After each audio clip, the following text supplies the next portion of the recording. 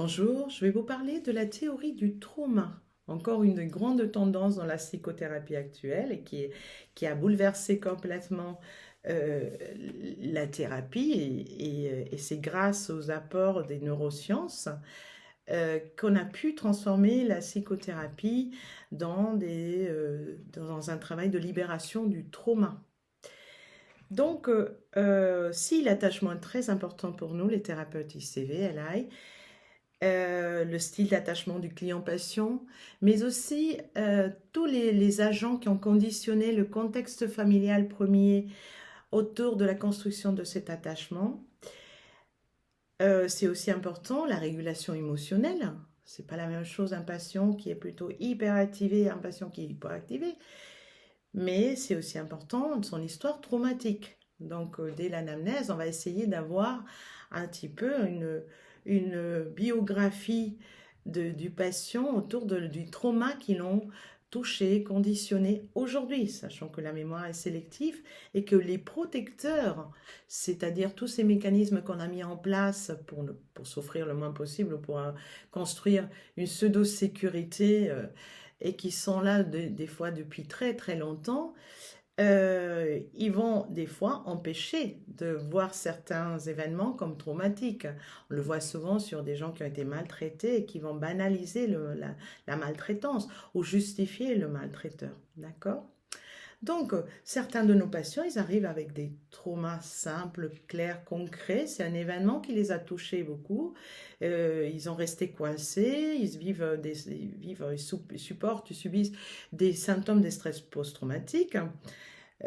C'est-à-dire que le cerveau, la nuit, il se répète en forme de cauchemar, ce vécu, ils ont des flashbacks, ils se rappellent de tout ce qui s'est passé avec beaucoup de détails, et ils ne peuvent pas, ces symptômes leur empêchent de vivre dans le quotidien normalement, ils ne peuvent pas avancer, ils sont coincés. C'est comme disait Siegel, le cerveau ne comprend pas que le temps est passé.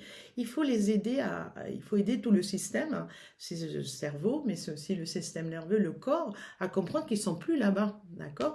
C'est-à-dire qu'au moment où la personne a vécu ce choc, ça peut être par exemple un accident de voiture et on voit comment certaines personnes réagissent différemment. Il y en a qui restent coincés sur le volant et on doit taper à la fenêtre, monsieur, madame, ça va, vous allez bien, écoutez, vous êtes vivant, tout le monde va bien, vous venez de vivre un accident, je suis là avec vous, respirez profondément, revenez ici et maintenant. Ils sont en état de dissociation et ils sont restés figés, congelés, freeze, et du coup, ils sont bloqués. Ils ne peuvent pas revenir au présent. Et le fait qu'il y ait quelqu'un qui soit calme et tranquille et qui les rassure, ça va leur aider à revenir au présent. C'est l'autre cas, les gens qui sont plutôt hyper activés, qui tout d'un coup, dans le même accident, ils bougent partout, ils pleurent, ils sont dans un drame, ils sont vraiment hyper activés. Ils crient, ils appellent partout les gens. Et pareil, il faut leur dire, écoutez, monsieur, madame, tranquillisez-vous, vous êtes en sécurité, vous venez de vivre un accident, mais tout va bien, tout le monde va bien, l'ambulance va venir, la police, respirez, je suis avec vous. Et ça, c'est très important concernant l'accompagnement thérapeutique, d'accord? Comprendre comment s'accorder à la personne selon elle soit hyper ou hypoactivée. Qu'est-ce qui se passe? La théorie nous dit qu'entre 3 et 6 mois, la personne, elle va intégrer l'événement. Mais des fois, c'est pas possible, d'accord, d'intégrer tout seul et ils demandent de l'aide, ils viennent en thérapie pour demander de l'aide.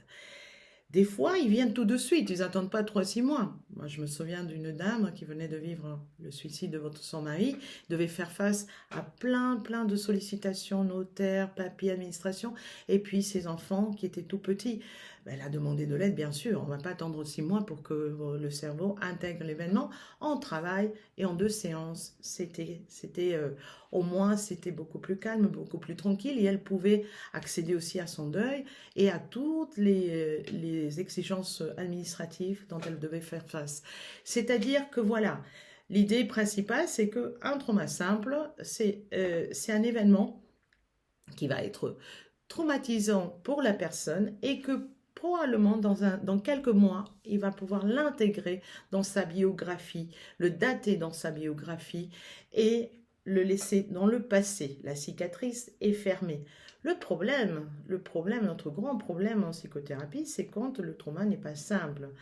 Le trauma, c'est des petits micro-traumas qui sont arrivés tout petits, donc quand le patient client était tout petit, tout bébé, enfant ou adolescent, et en plus, ces traumas ont été provoqués par des figures d'attachement qui auraient dû les sécuriser, rassurer. Alors, j'aime beaucoup comment le décrit Raphaël Gazan dans ses séminaires. Il nous montre une bouteille, moi j'ai cette pierre-là pour vous montrer. Il nous dit, imaginez que vous avez, pour vivre, pour survivre, vous avez besoin, pour vivre, vous avez besoin de rester pas loin de la pierre. Vous ne pouvez pas vous déplacer à plus de 10 mètres de cette pierre parce que c'est là qu'on va vous nourrir, c'est là qu'il y a l'oxygène pour vivre, pour respirer. Votre vie dépend de cette pierre. Qu'est-ce que vous allez faire? Bon, ben, je vais faire ça, je vais l'observer, je vais m'éloigner, mais si je m'éloigne trop, je regarde si la pierre s'éloigne aussi.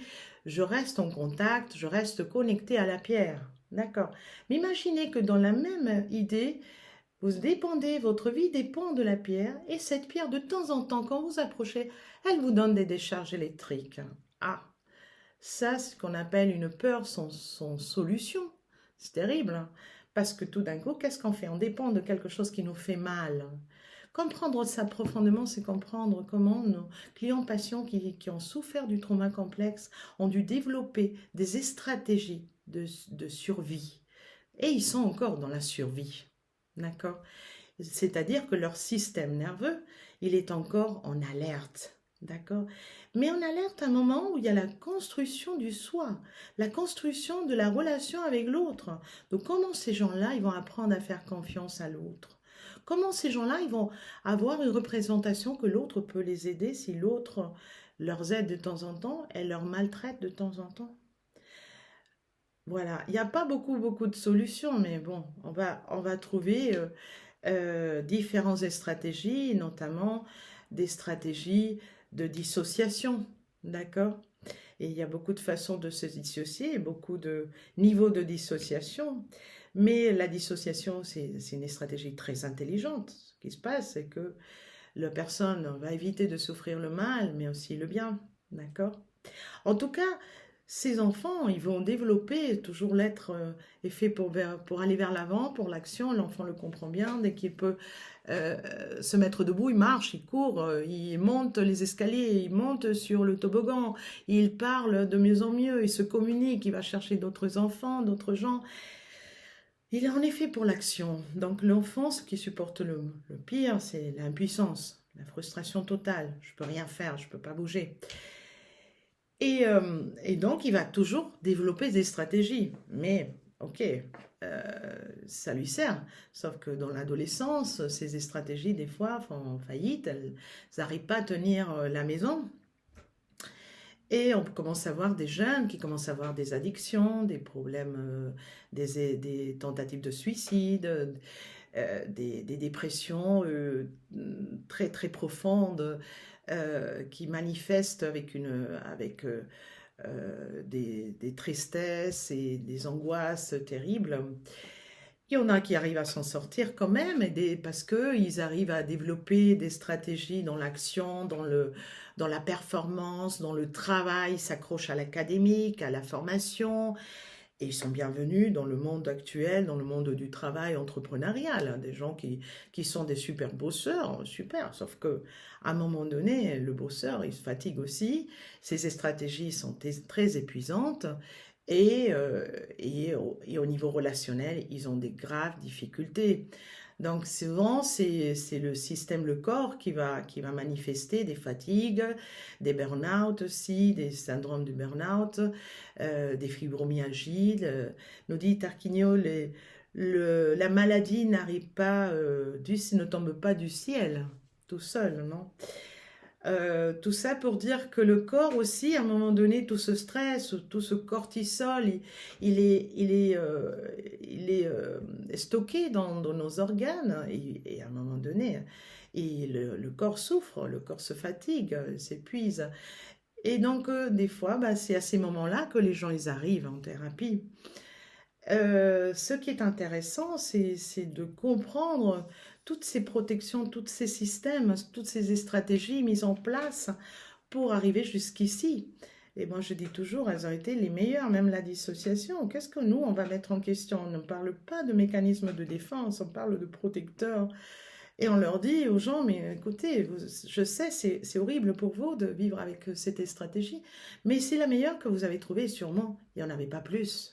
Quand on comprend les contextes, quand ils commencent à nous décrire les contextes. Mais pour ça, pour qu'ils nous décrivent les contextes, pour qu'ils nous parlent de leur enfance, des fois, il faut travailler beaucoup. Il faut aller doucement. Il faut cette banalisation de la douleur, du trauma, de la maltraitance. Il faut que petit à petit, qu'ils commencent à se reconnecter à eux, reconnecter à ces sensations couche après couche.